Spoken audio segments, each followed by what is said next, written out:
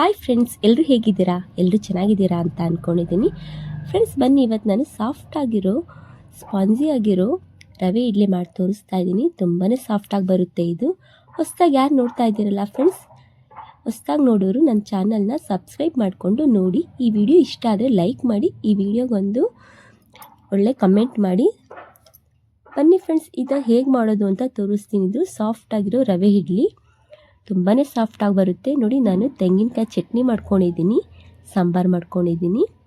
ಬನ್ನಿ ಈಗ ನಾನು ತೋರಿಸ್ತೀನಿ ಎಷ್ಟು ಸ್ಪಾಂಜಿ ಆಗಿರೋ ಇಡ್ಲಿನ. ನೋಡಿ, ಕೈಯಲ್ಲಿ ಮುರಿದ್ರೆ ಯಾವ ರೀತಿಯಾಗಿ ಸಾಫ್ಟಾಗಿ ಬರುತ್ತೆ ಅಂತ. ಬನ್ನಿ ಇವಾಗ ಈ ವಿಡಿಯೋನ ಸ್ಕಿಪ್ ಮಾಡದೆ ನೋಡಿ, ನಿಮಗೂ ಗೊತ್ತಾಗುತ್ತೆ ಹೇಗೆ ಮಾಡೋದು ಅಂತ. ಬನ್ನಿ ಫ್ರೆಂಡ್ಸ್, ಇದೇ ರೀತಿಯಾಗಿ ನೀವು ಇಡ್ಲಿ ಮಾಡಬೇಕು ಅಂತ ಅಂದರೆ ನಾನು ಏನೇನು ತೋರಿಸ್ತೀನಲ್ಲ ಅದಷ್ಟೇ ನೀವು ಹಾಕಿ ಟ್ರೈ ಮಾಡಿ ನೋಡಿ. ನಿಮಗೂ ತುಂಬ ಚೆನ್ನಾಗಿ ಈ ರೀತಿಯಾಗಿ ಇಡ್ಲಿ ಮಾಡೋಕ್ಕೆ ಬರುತ್ತೆ. ಬನ್ನಿ ಈಗ ನಾನು ಏನೇನು ತೊಗೊಂಡಿದ್ದೀನಿ ಅಂತ ಅಂದರೆ ತೋರಿಸ್ತೀನಿ. ನಾನು ಉದ್ದಿನ ಬೇಳೆನ ಒಂದು ಚಟಾಕಷ್ಟು ತೊಗೊಂಡಿದ್ದೀನಿ. ಇದಕ್ಕೆ ಚಟಾಕು ಅಂತ ಹೇಳ್ತಾರೆ ಈ ಕಡೆ ನಮ್ಮ ಸೈಡಲ್ಲಿ. ಒಂದು ಚಟಾಕು ಉದ್ದಿನ ಬೇಳೆ ತೊಗೊಂಡಿದ್ದೀನಿ. ನೀವು ಉದ್ದಿನ ಕಾಳಾರ ತೊಗೊಳ್ಬೋದು. ಆಮೇಲೆ ನೋಡಿ, ನೆಕ್ಸ್ಟು ನಾನು ಮೆಂತ್ಯ ಕಾಳು ತೊಗೊಂಡಿದ್ದೀನಿ.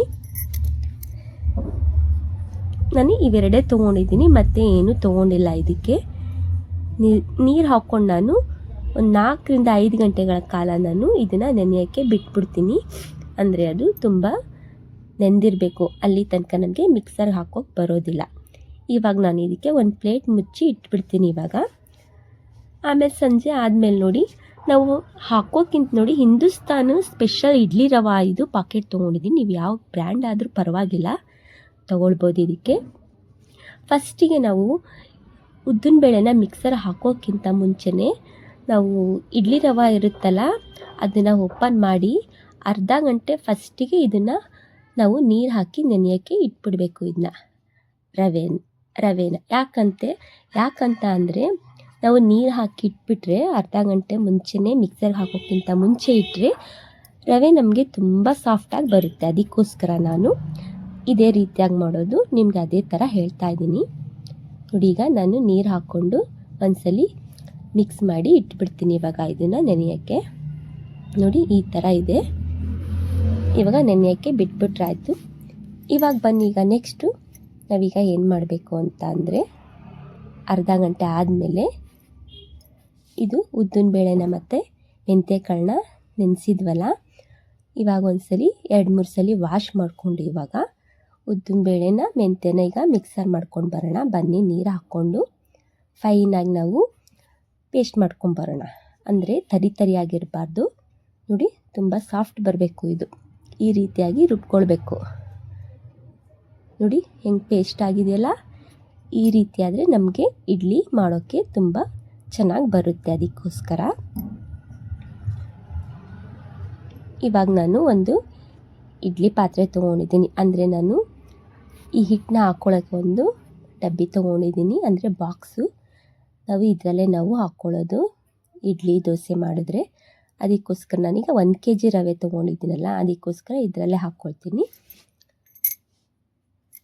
ನೋಡಿ, ಇವಾಗ ನಾನು ಮಿಕ್ಸರ್ ಮಾಡ್ಕೊಂಡಿದ್ನಲ್ಲ ಉದ್ದಿನ ಬೇಳೆ ಮೆಂತ್ಯನ ಒಂದು ಪಾತ್ರೆಗೆ ಹಾಕ್ಕೊಂಡಿದ್ದೀನಿ. ಆಮೇಲೆ ನೋಡಿ, ಇದನ್ನು ಅರ್ಧ ಗಂಟೆ ಕಾಲ ಆಗಿದೆಯಲ್ಲ, ಇದು ನೆನೆಸಿಟ್ಕೊಂಡಿದ್ನಲ್ಲ. ಇವಾಗ ನಾನು ಎಲ್ಲ ಸ್ವಲ್ಪ ಅದನ್ನ ನೀರಲ್ಲಿ ಇದ್ದಿದ್ದೆಲ್ಲ ಸ್ವಲ್ಪ ಹಿಂಡ್ಕೊಂಡು ಇವಾಗ ರುಬ್ಬಿದ್ರೊಳಗೆ ನಾನು ಹಾಕ್ಕೊಳ್ತೀನಿ. ಈ ರೀತಿಯಾಗಿ ನೋಡಿ, ಈ ರೀತಿಯಾಗಿ ಮಾಡೋದ್ರಿಂದ ತುಂಬಾ ಸಾಫ್ಟಾಗಿ ಬರುತ್ತೆ ನಮಗೆ ಇಡ್ಲಿ.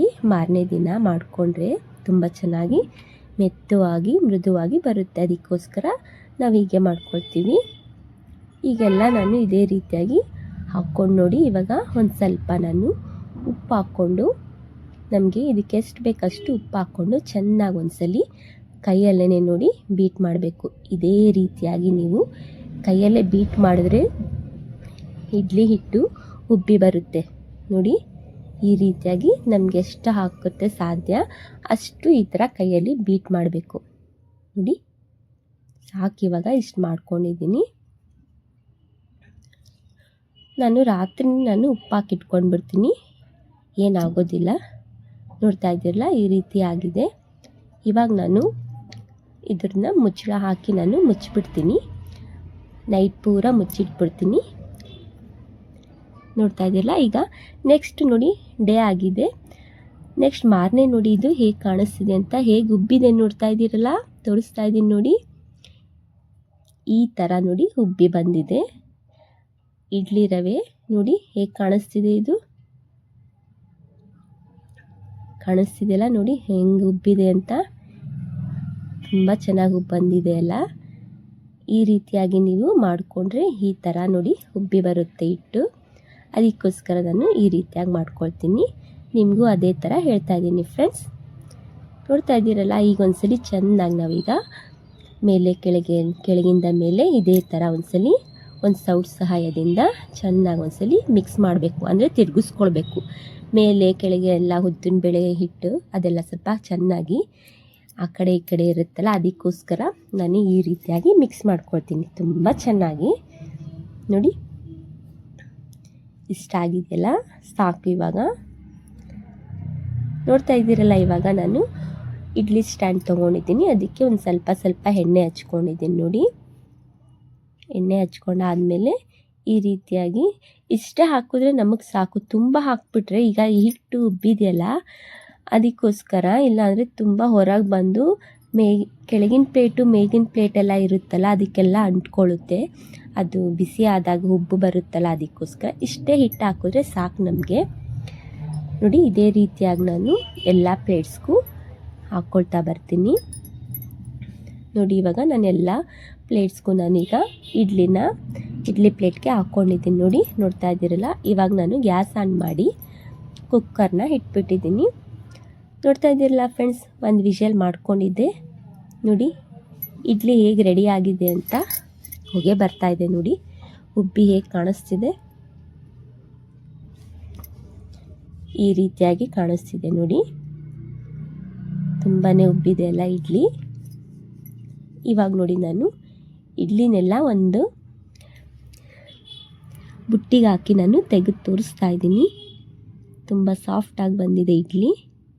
ನೋಡಿದ್ರಲ್ಲ, ಇಷ್ಟೇ ಇದು ಮಾಡ್ಕೊಳ್ಳೋದು, ಜಾಸ್ತಿ ಏನು ಹಾಕ್ಕೊಂಡಿಲ್ಲ ಸಾಮಗ್ರಿ. ನಾನು ಇದಕ್ಕೆ ಎರಡು ಪದಾರ್ಥ ಹಾಕ್ಕೊಂಡಿದ್ದೀನಿ ಇದಕ್ಕೆ ಇಡ್ಲಿ ರವೆ ಮಾಡೋಕ್ಕೆ.